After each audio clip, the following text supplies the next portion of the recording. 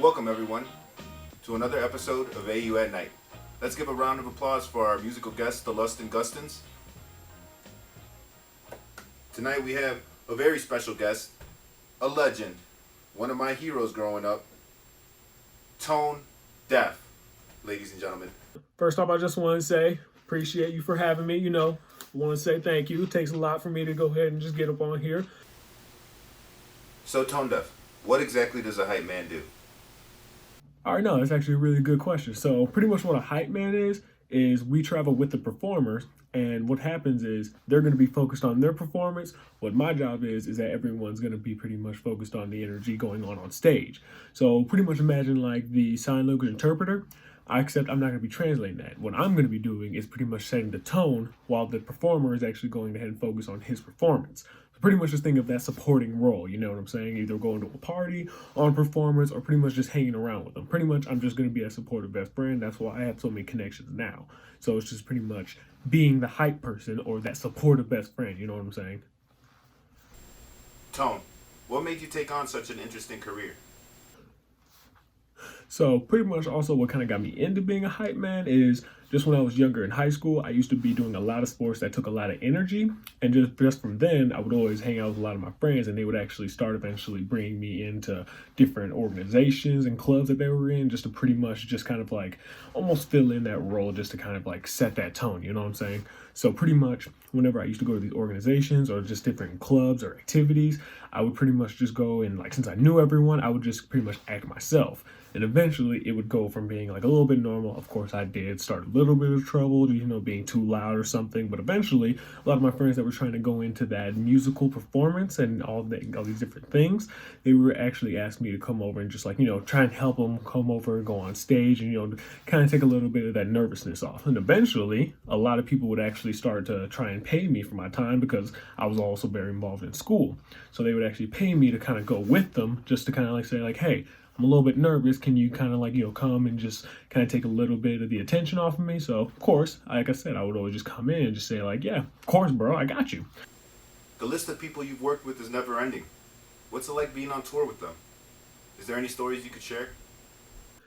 So, of course, like you said, it's never ending, and I've met a lot of different people. Like I said, growing up, I don't discriminate. It's definitely from the heavy metal rock to also rap, but definitely I wouldn't be dressed like this if I didn't get exposed more to the rap culture. So I definitely would say this. My favorite story is going to sound a little bit controversial, but Tekashi 6ix9ine.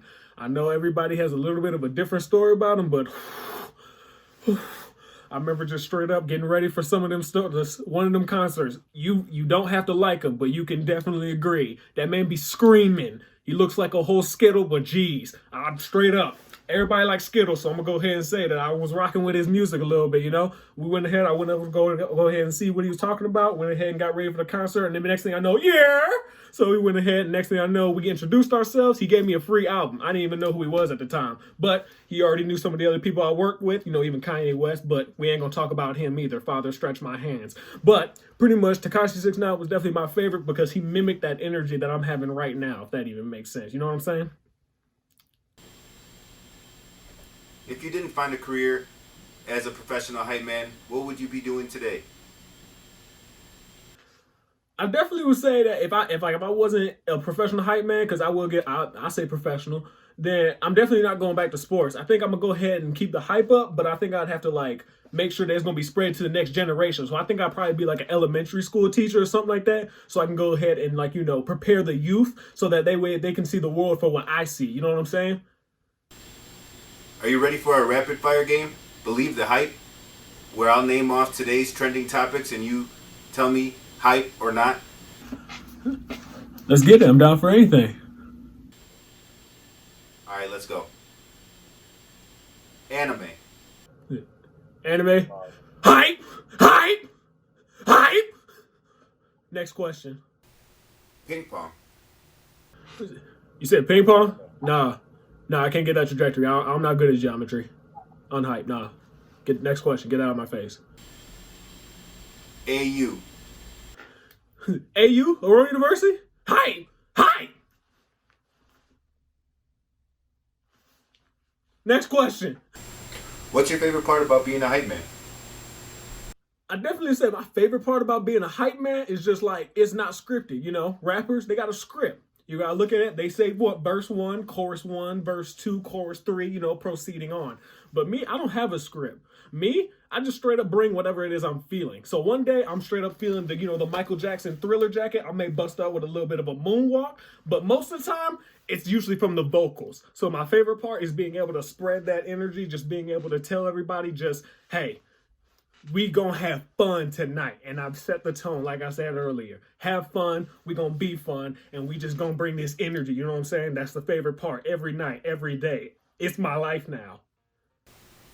Well, that's all the time we have tonight, folks. Thank you, Tone Deaf, for joining us. Thank you all at home for joining us, and I hope we see you next week for another episode of AU at Night. Stay hyped.